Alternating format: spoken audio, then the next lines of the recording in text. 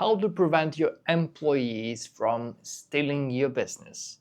And I just had a case where one of the clients had 50% of the sales team left and opened a competitor company. So that's not something you want to happen to you, are you? And in most cases, employees, when they start, they don't have an intention to steal your business or become a competitor. There are some rare cases where people are specifically going to copy your business model, but in most cases, in the beginning, they don't have an intention to do that, and they don't have ambitions to do that in the first place. And some business owners say, well, those people are not capable to open a business or they don't have ambitions.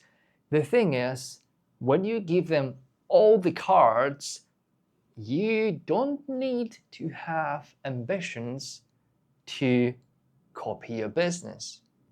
I had cases when clients' drivers copied their business, best friends copied their business, people who didn't show any ambitions in the beginning at all. Another argument that some of the clients tell me that, okay, they can copy the business, but they will not be able to keep it. In most cases, that's true.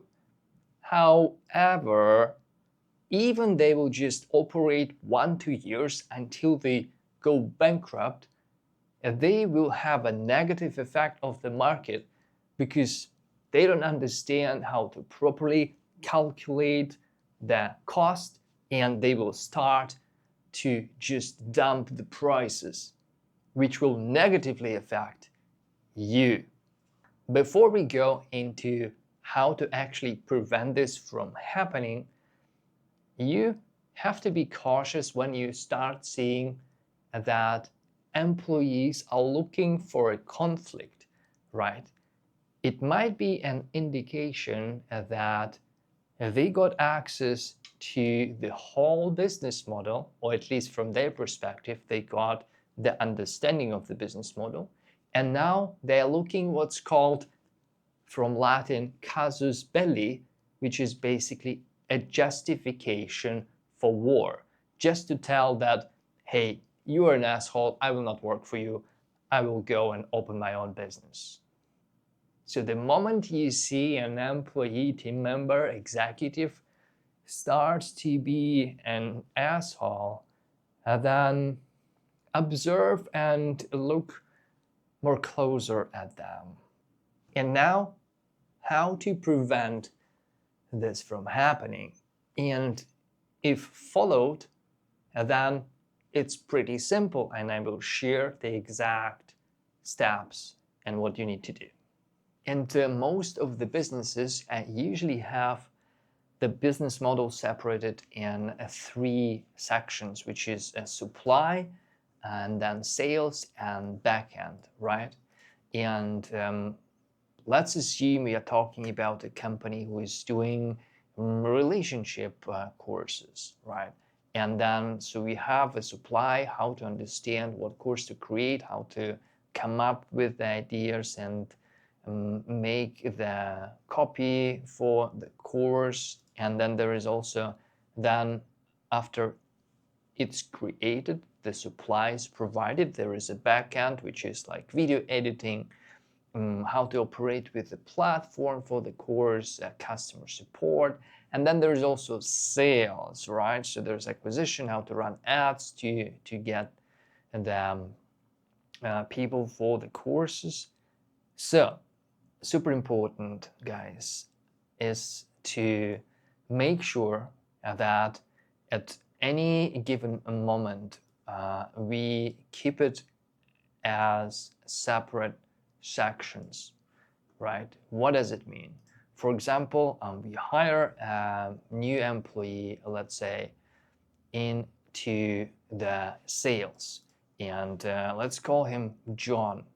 So we hire John, and he helps with meta ads and runs the accounts.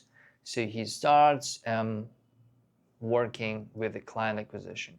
And then you see that, okay, there's a kind of opportunity, and we can optimize the budget and put him also in the back end a bit as a manager. So now this person have access to two main sections, right? And then it starts to become risky because, okay, the person knows the sales and then he knows how to do the back end. He doesn't know yet what to do with the supply, right? But if there is access to the information on how to come up with the courses, or like he has a friend in this department, then we have John covering all the three sections, right?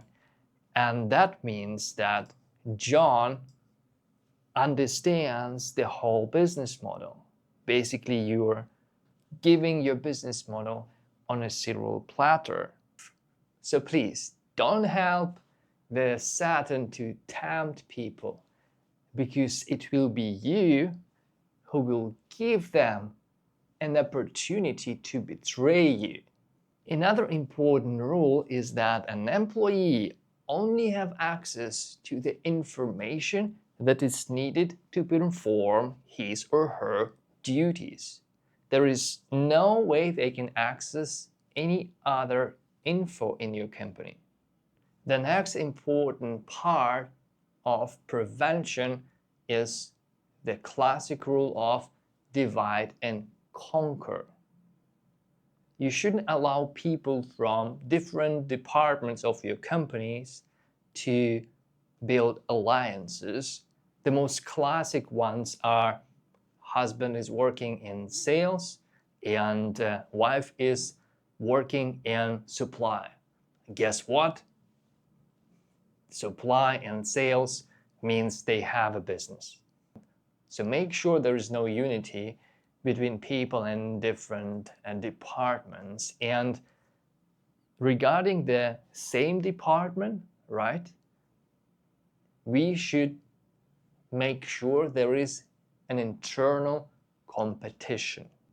And let's learn from the best who can keep the power for ages, which are the governments right now. So imagine 300-400 years ago, when they tried to increase the taxes, there were always a possibility that people, a village, will unite and tell, hey, we are not happy with your taxes, all right? And now there is almost no possibility of people uniting, because the government figured out how to exactly divide people and turn them against each other. The moment you have a unity against people, you have a rebellion, and they will not comply with the rules.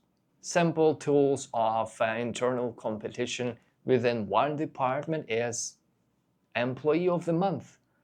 Make some people higher than other people, let's say based on performance, based on KPIs, so that people will start compete with each other and think, oh, this person is better than me, I want to be better than him. And it will help the company's performance. At the same time, will not allow two people unite against you. Important disclaimer, I'm not a moral coach, right? I'm a business coach, and it's up to you how to use the knowledge that I share with you. It's up to you what kind of business and life you want to have. My goal is to share with you the most helpful insights from the business and power perspective. If you like this video, please click like and subscribe. Your coach Glenn, stay in power.